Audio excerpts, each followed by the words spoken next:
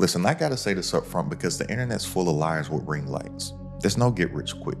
There's no get rich easy, but there is a get rich quicker and easier in a more peaceful way that doesn't ruin your quality of life. And if you're anything like how I used to be and feel guilty for wanting the easiest path because you wear your hard work like a badge of honor, I'm about to free you of that because you don't need to work hard. You need to stop picking business models that hate you. And once I came to this realization, I made my first 7 figures online in about 18 months. And in this video, I'm gonna break down the laziest way for you to actually make money online and actually build a real business for yourself online. And when I say lazy, I'm not talking about lazy like do nothing. I'm talking about lazy like I'm done working for pennies and staying overworked and underpaid.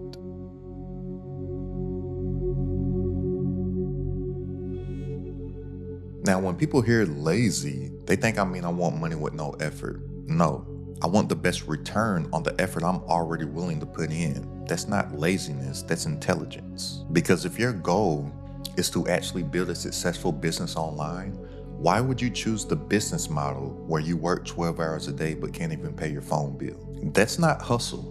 That's self-sabotage. And it's only gonna take me about 5 minutes to break this down. So if you don't have 5 minutes to spare, then you'll probably just be like over 99% of people that are just gonna keep on thinking that hard work's the answer and are just gonna keep on watching motivational, inspirational, hustle culture videos talking about, the only reason why you're not where you wanna be at in life is because you don't work hard enough yet and you don't want it enough.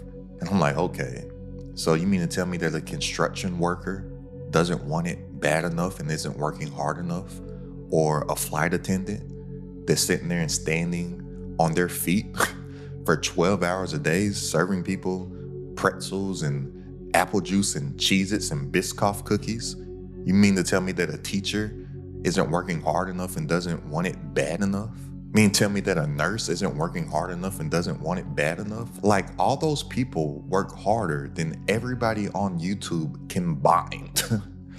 And if you don't have those 5 minutes to spare, by all means, click off of this video and just keep on believing that bullshit. But it's very easy to see if you just look around outside and just look at people all over the world. Hard work don't pay. The vehicle is what matters in the equation. It's not about using all your effort and rowing harder. It's about the boat that you're actually in. So here's what I'm gonna do in this video. I'm gonna compare the 5 main ways that people try to make money online, and I'm gonna grade each model based on 5 things. So first of all, how much startup capital do you need? Secondly, is going to be scalability, right? Can it grow without you killing yourself? Now, the third thing is going to be fulfillment, right? So like, how annoying is it for you to actually fulfill on whatever your offer is? The fourth thing is going to be risk, right? How easy is it to not only lose your money, but more importantly, your time? Because we can always make money back, but we can't get our time back. And then the fifth thing is going to be difficulty, right? So how hard is it going to be to start? So these are the 5 things that I'm grading on, and by the end of this video, you'll know which model will make you the most money with the least amount of effort. And before somebody says, hey, wait, Aston, don't you sell digital products? Yes, I do.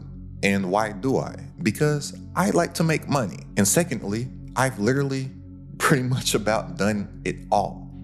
I've done physical product businesses. I've done service-based businesses in the real world. I've sold digital products. I've sold ebooks, courses. I've launched communities.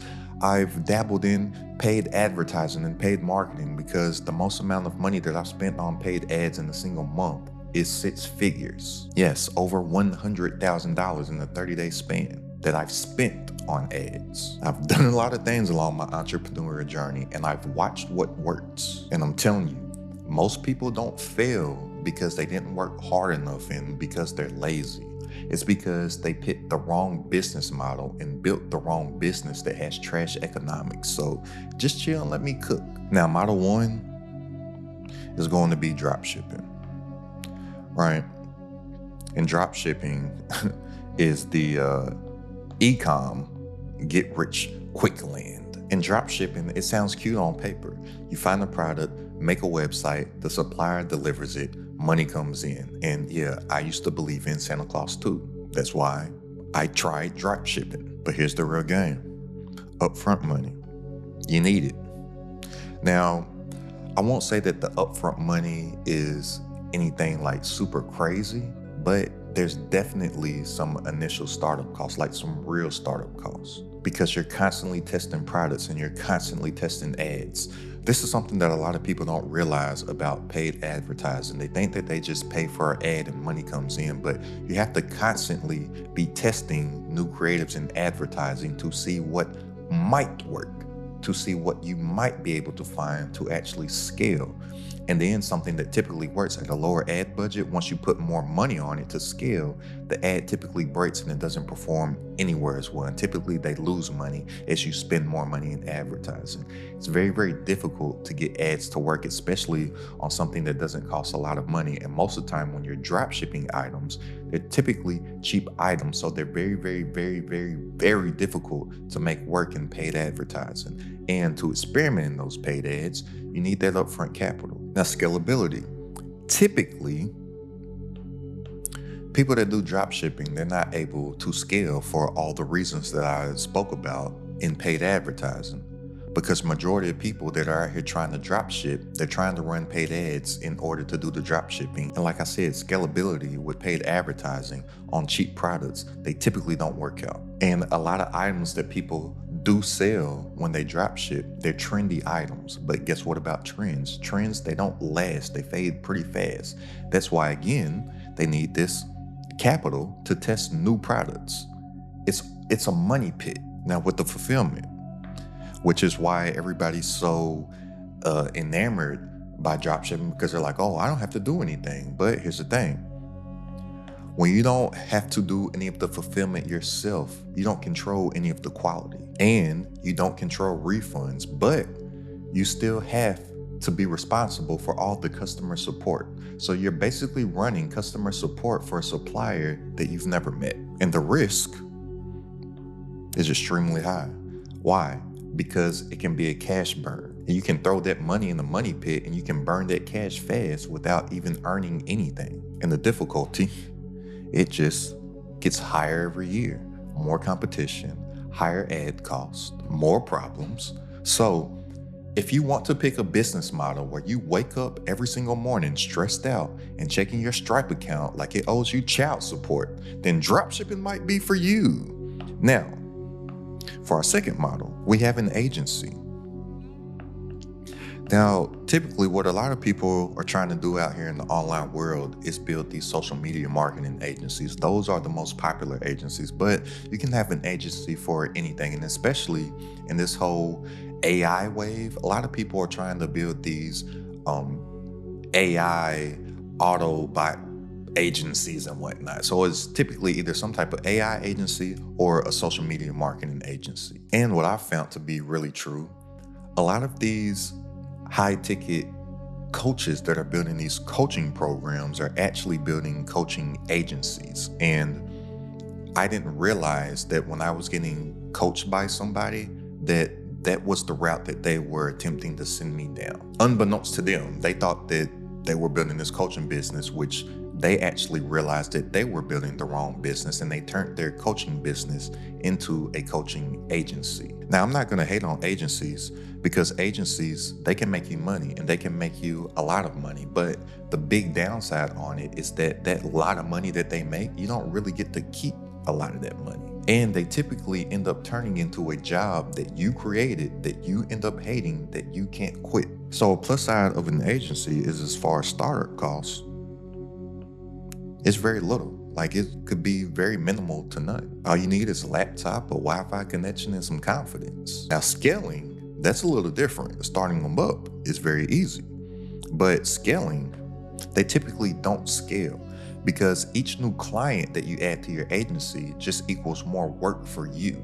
And the only way for you to be able to scale that actual business is through people. And that's why I said that you can make a lot of money in an agency, but typically these people profit margins are so slim because the only way that they can scale their business is through acquiring more help for the business. So the only way that they can take on more clients is to hire more help. And when you're hiring more help, that's taking away from your profits. And then as far as fulfillment, you control the fulfillment, but it's very tough because you're managing people, clients, deadlines, and deliverables. And a lot of times to help with the fulfillment, you have to take some of your profit in order to help fulfill that, which is also declining on your profit margins. Now, the risk is a lot lower than drop shipping and e-commerce because the biggest risk is your time. But the thing about your time is that you can't get it back. So you could waste a lot of time building the wrong business when you could have used that same exact time and put that into something that is going to last you long-term over time. And I'll say that the difficulty is moderate, but the thing about it is that you're always going to be constantly selling and delivering. And when you're constantly selling and you're looking to scale, that also eats up your profit margins and that takes away your time. So in order for you to fulfill on what you need to fulfill on in the agency, now you're going to have to hire more people to sell for you. So that's taken away from your money. And then you're also paying people to help in the fulfillment, which is taken away from your money. So an agency would be a great model to get to like a $10,000 a month model. But from that 10K, like, is it really worth it if you're only taking away $3,000? Like, what a lot of people don't realize in a lot of these people's agencies and these coaching agencies that people are building is that they're not really making that much money. So even somebody that you may think has more success than you or more perceived success than you or what you think is success, when you really look behind the curtain, you see that the Wizard of Oz isn't really real. Because yeah, they can say, hey, I made $1 million this month. But they're only taking away like 75,000. The biggest guy that was in the coaching space some years ago, he had made something crazy like $40 million or something like that, but he only walked away with a couple $1 million in profit because of all the overhead of building that business. And to me, I'm like, why not just build a smaller business that you get to take home more money than to just have the vanity metrics of, oh, I built this huge business. There's this one guy that comes to mind. He's going around and he's saying, like in his marketing, his advertising, that he made $1 million in a day, right? This guy had $1 million a day, and it looks so great in marketing, but he doesn't talk about the actual cash that he collected, because he only got $1 million in commitments and payment plans and all this stuff, but he only collected a little bit of money on that day. So when you take the like $250K that he actually collected on that $1 million day, and you take away the $300,000 in advertising that he spent, he's actually $50,000 in the hole.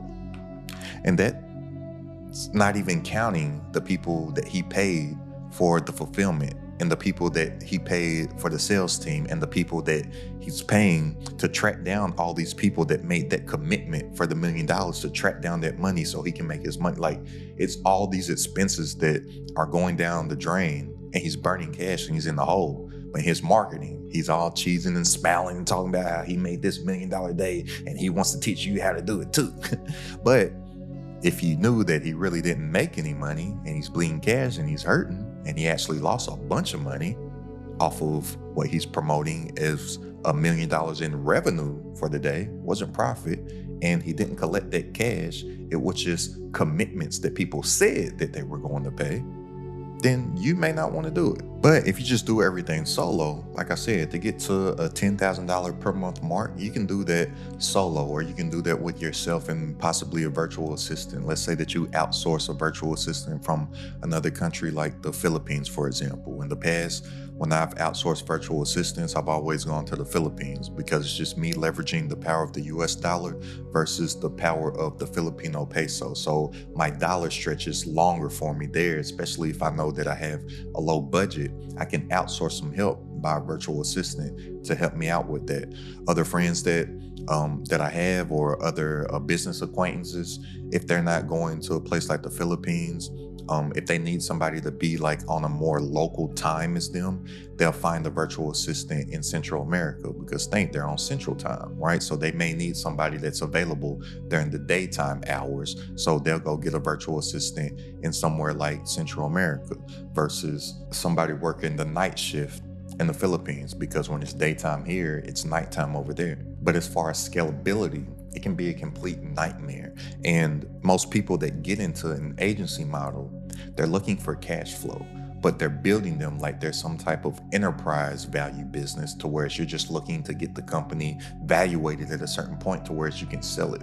But typically these type of models, you can't do that. You need the cash flow, you need the profit. And typically they're business models that have very low profit margins, the way that most people are running them. Now, the third business model, which is big right now, and a lot of people are attempting to leverage AI to build these, is a SaaS, right? And SaaS is simply just software, right? So it's a service as a software. That's what SaaS stands for. So anytime you hear me say SaaS, just think software. And right now, software is this fantasy that everybody got. Bro, I'm building the next app, or I'm building the next AI automation agent. Like, no, you're not. Most of the time, you're just building a headache. And most of the time, these people are just building ChatGPT wrappers. So as far as upfront money, it's high, right? And even if you know how to code, you'll need a team. And there's this term that's going all around the internet of vibe coding. Like, you can code all these apps without knowing how to code by vibe coding. You won't build anything that is actually good. You're still going to need to know somebody that knows how to code. You're going to need team. And I highly would not advise anybody to get into SaaS unless they're making at least $30,000 per month. And that's just so you actually have the money to bootstrap your product that you're working on. So you wouldn't have to give away equity in your company because you don't have the cash. Ideas are shit without the money to back them. And if you don't have the money to back them, then you have to get the money from someone else. And when you get the money from someone else, you don't have ownership or control anymore. Now, the scalability with the SaaS is extremely high, like through the roof high. That's why it's so sexy right now. That's why everybody's out here trying to make all these AI agents that are just ChatGPT and different wrappers. That's why a lot of people that are out here looking to build these agencies, right, and especially these coaching agencies, they'll go and they'll use some software like a Go High Level, and they'll white label their software for their clients to use, and then label it as their own software when it's really just Go High Level in a wrapper. But they're painting their agency as if their agency owns this software that their clients have to use, when it's really just Go High Level. And Go High Level has the capabilities to where somebody can white label their software. So they can say, oh, I have a software, but they really don't. Now, the fulfillment, it is always going to be a constant. With the software, there's always going to be bugs, new features, updates, support. That's why you would need to have a team, and that's why you need to have that upfront capital in order to pay that team. And your risk is extremely high, because you could spend the next 6 to 18 months building something and still have nothing. And difficulty is very, very, very high. And just to keep it a buck with you, like, could a software work?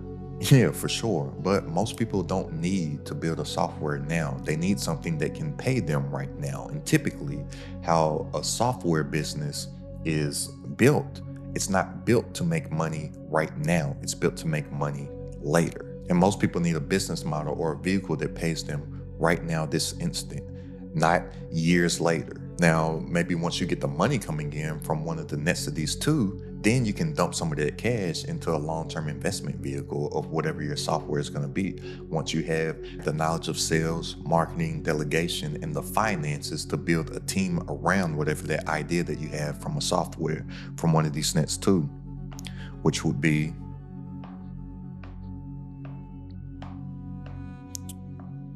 affiliate marketing. I'm gonna just put affiliate MKT. Affiliate marketing, which is very good and a very great model to make some like fast cash right now. But to keep it a buck, that's all that it is. It's some fast cash right now. Affiliate marketing isn't really a business. It's a monetization method once you already have some attention. So let's think about the startup cost here. The startup costs are low. You don't need any money to get started in affiliate marketing. And I say the scalability is moderate to low. So I'll just put moderate to low. All right. And the reason why I say moderate to low is because the commission that you make from being an affiliate for someone else's product or service is solely dependent on the amount of traffic that you are driving to that product or service. And the fulfillment is extremely easy, right? Like, because you're not fulfilling anything, you're not delivering anything, you're just selling somebody else's stuff, and all the fulfillment is on them. And because of that, the risk is low. You're literally not taking any risk at all, outside of you're putting your name to someone else's product. So if that person that buys that product has a bad experience, you're going to be the face of that because you introduced it to them. So your name is on the line. But outside of that, there's really no risk associated with it. That's why it sounds so sexy to people, because they're looking for all these no risk ways to make some easy passive income or something like that. But typically there's not a lot of money to be made if you're not taking any risk. And I'll say that the difficulty is moderate, because regardless, you're still going to need to generate traffic and attention. You're still going to need to create content. And attention is the part that people keep on skipping like it's optional. And being an affiliate can be good for making a little extra money, but most people don't build empires off of having affiliate links alone. And most creators, if they do have affiliate partnerships with other brands, that is a small percentage of the pie of their total income on a monthly basis, like a small percentage. But other people are out there trying to make it the whole pie. And that doesn't make any sense to me. Like, if you know how to generate traffic and you know how to get attention through your own content, why sell somebody else's stuff instead of selling your own stuff? Which leads to the fifth model, that is the laziest and the one that'll make you the most money. It's digital products. And I love me a digital product. I made multiple seven figures from selling my own digital products. And this is simply just the option with the best math. The math got a math. And I'm not talking about the old way where people just have some type of template or checklist or just throw something up on Etsy or something like that. Like, nah, that stuff, it don't sell anymore. I'm talking about 3 simple steps. Know something, package it, sell it. That's it. And more important with this, the people that are really making money selling digital products, it's not so much the product that they're selling, it's the transformation. So a lot of people think that it's the information that goes into a product, and they just try to put as much as they possibly can into it, instead of thinking about where are they taking someone, right? Because all that an informational digital product does is sell a transformation, and it takes somebody from where they are right now to where they want to be. That's it. All that we have to do is use our digital product as a vehicle to take somebody from where they are right now to where they want to be. And back in the day, in order to sell a digital product, you needed to have some expensive platform, and you needed to have some fancy team. You needed to have all kinds of crazy production and editing and all these course aesthetics. But now, if you wanted to, you can sit there and create a digital product teaching from a whiteboard. Like how somebody teaches off of a whiteboard, huh? But you could literally do Zoom recordings. I know somebody that has literally made 8 figures teaching from Google Docs. Yes, a Google Doc. They put everything that they need to teach and all the lessons on the Google Doc, and then they use Loom and just do a screen record of them going through the Google Doc. 8-figure company. You know, people, they don't pay for cinematic angles and all that stuff. They pay to stop suffering. They pay for a transformation. They pay for a result. They pay for the payoff. And so many people, they're focused on the pieces of their product instead of the payoff. It's about speed, simplicity, testing fast, and selling before you overbuild. So if we're going here to the criteria, as far as upfront money, slow. You could literally start with what you have right now. Like I said, I know of a guy that's making 8 figures selling from a Google Doc. Now, scalability, high, because you can create it once and sell it forever, especially once you create a system for yourself. And system, SYSTEM, stands for saving yourself time, energy, and money. You create a system for yourself around your digital product, and that system can work for you 24/7, 365. That's how you get your time back and you make more while working less. Now, the fulfillment, it's very easy. All right. People, they're just clicking something and the stuff is getting emailed to them. You don't have to deal with any of those, hey, where's my package? Now, I gotta be real with you. From time to time, you will get some emails talking about, hey, I didn't get what I ordered, because every once in a while, somebody is going to type in the wrong email address, right? Instead of a .com, they're gonna put .con. Instead of at Gmail, they're gonna put at Gmail, right? It's gonna be some typo or something like that, or they didn't check their spam folder. So on your confirmation page, just make sure that you tell everybody to just make sure that you check your spam folder and give them the email address to where they can contact you, to where if they didn't receive their item. And you'll see, usually over 9 times out of 10, it's either they made a typo or for whatever the reason, their product went to their junk folder. But there's not a lot of issues that you have to deal with as far as fulfillment. Now, the risk is also low. Worst case scenario is that you waste your time on a product that you can make better over time. That's why I say that we have to constantly be testing stuff and not overbuilding. And also, a great thing that I do, and something that I coach all the members of my community, is to stay in contact with your customers. So even though everybody's wanting to make all this money online and everybody wants to make all these digital products, you will make way more money in the online world the more analog that you are. So if you stay in constant communication, or maybe reach out to people, especially when you're not getting mass volume of sales coming in, and you're able to have those one-on-one communications with people, reach out to them. See if you can hop on a call with them. See if you can hop on a Zoom call with them, so you can get real feedback, so you can get real testimonials, so you can hear what it is that they're liking, what's working, what's not working, so you can refine your product and your offer over time. And the difficulty is low. Because with this, the hardest part isn't creating the product. The hardest part is getting the attention. And so many people are focused on their product and they're not putting any of their attention on getting the attention.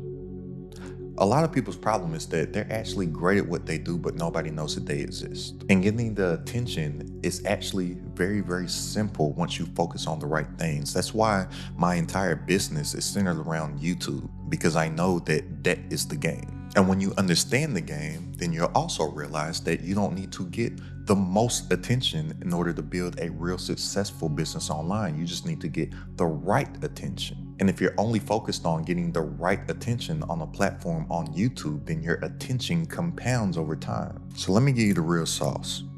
The Laziest business model is not just digital products. It's going to be your digital product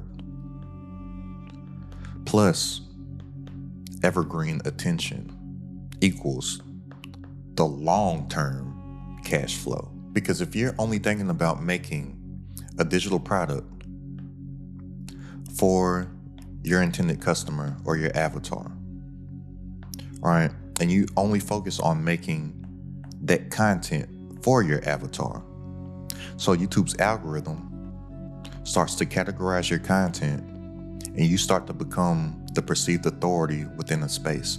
And for this also, a lot of people, they feel some type of way about making content because they don't feel as if they're whatever the super guru mental level expert that they think that they have to be.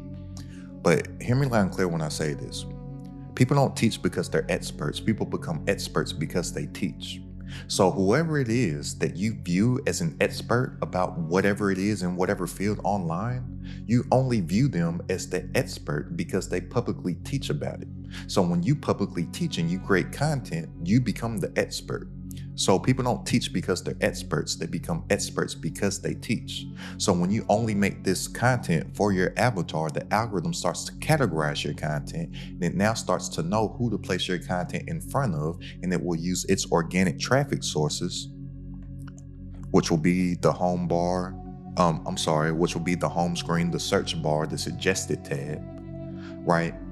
You'll get external traffic from Google as well, because Google owns YouTube, and Google's the #1 search engine on the planet. YouTube is the second biggest search engine on the planet. You'll also get external traffic from people sharing your content. I don't have the biggest YouTube channel yet, but on a weekly basis, literally thousands of people hit that little arrow button that says share below my videos, and they send it out to people that they think will get value from my content. That's external traffic as well from people.